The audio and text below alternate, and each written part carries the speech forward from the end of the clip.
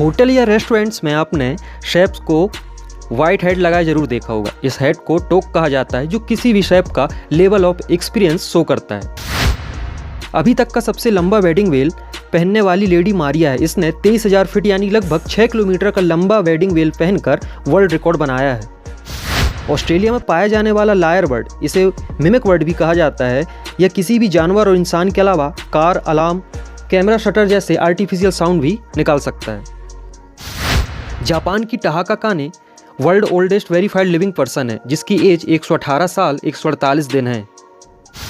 Singapore ऐसी country है जहां टॉयलेट बिना फ्लशिंग के छोड़ दें तो आपको फाइन देना पड़ सकता है, लेकिन यदि आप स्विट्जरलैंड में रात के वक्त 10 से 7 के बीच फ्लश करते हैं तो भी आपको फाइन देना पड़ेगा, क्योंकि स्विट्जरलैंड में 10 से 7 के बीच का समय बड़ा ही पीसफुल माना जाता है।